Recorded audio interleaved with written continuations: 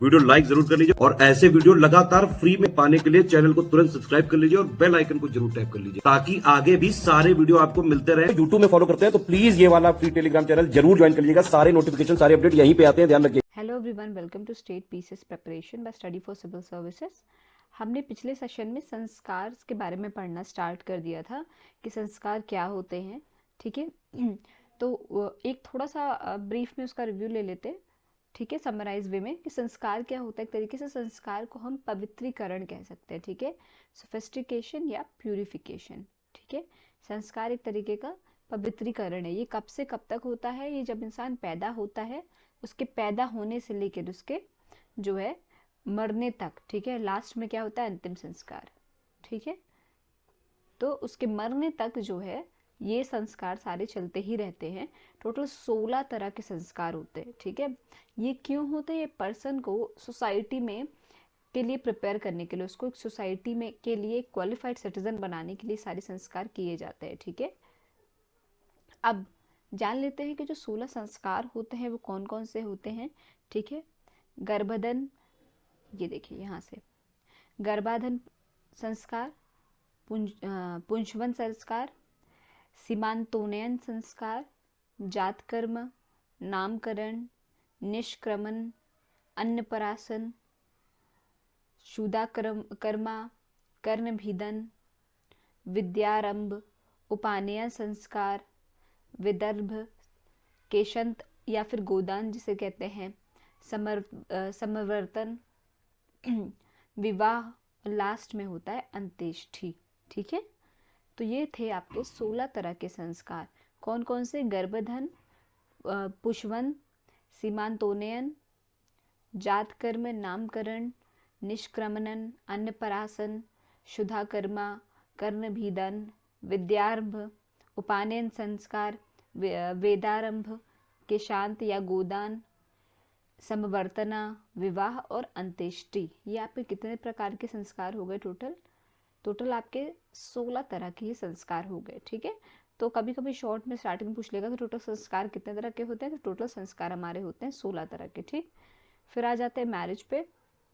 अच्छा, मैरिज हमेशा से एक बहुत ही सेक्रेट, बहुत ही पवित्र जो है सेरेमनी मानी गई है। ठीक है, कैसी सेरेमनी मानी गई है? बहुत ही सेक्रेट और बहुत पवित्र सेरेमनी, बहुत अच्छा रिचुअल माना गया है। ठीक, अब कितने टाइप के मैरिज ब्रह्म सूत्र में डिस्क्राइब हैं? तो ब्रह्म सूत्र के हिसाब से टोटल 8 तरीके की मैरिज होते हैं। कितने तरीके के? 8 तरीके के मैरिज होते हैं। पहला होता है ब्रह्म विवाह। ब्रह्म विवाह it was considered the most sacred marriage, सबसे पवित्र मैरिज माना गया। ठीक है, most sacred marriage. In this the father used to call the groom home and hand it over to his daughter. अब क्या इसमें क्या है? जैसे ग्रूम को घर पे बुलाते थे पिता, फिर उनको अपनी पुत्री देते थे। इसको सबसे पवित्र विवाह बोला गया है। क्या नाम है इस विवाह का? इस विवाह का नाम है ब्रह्म विवाह। फिर होता है देव या divine marriage. In this the father of the girl used to conduct a yajna and the Brahmin who performed the yagya, the father donated his daughter to him.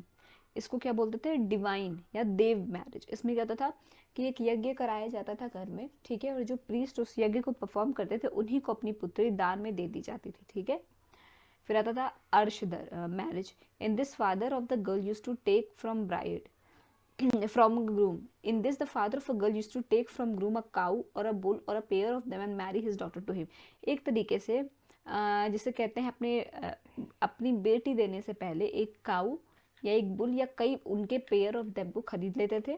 ठीक है, फिर उनके पेयर ऑफ देम को लेते थे और फिर उस प्रत्येक व्यक्ति से, मतलब जो भी व्यक्ति दे रहा है उस पर्टिकुलर इंसान से अपनी पुत्री का विवाह करा दिया जाता था। इसको कहते थे अर्श मैरिज। फिर आ जाता है आपका Prajapatya marriage. In this the father used to ask the bride groom to fulfil his duties while handling the girl over to the groom. इसमें क्या कहता था? Father used to ask the bride groom से क्या होता था?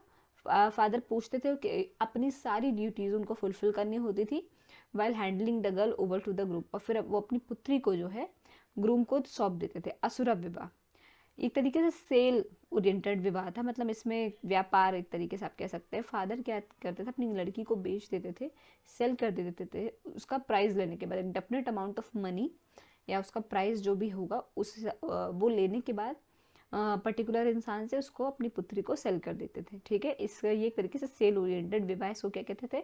असुर विवाह। गंधर्व विवाह, ये लव मैरिज थी। ठीक है। राक्षस विवाह, ये किसी गर्ल को किडनैप करने के बाद उसके साथ विवाह कर लिया गया तो उसको राक्षस बोलते थे। और पिशाच विवाह, मैरिज डन थ्रू कोर्शन और रेप, किसी भी लड़की का रेप करने के बाद जो है उसको उससे विवाह करने को पिशाच विवाह कहा जाता था। ठीक है, तो ये टोटल 8 टाइप के मैरिज थे जो हुआ करते थे। ठीक है, मैरिज में सबसे उच्च मैरिज किसको माना गया? सबसे पवित्र मैरिज ब्रह्म विवाह को ही माना गया। ठीक है, तो आई होप आपको सेशन समझ में आया होगा।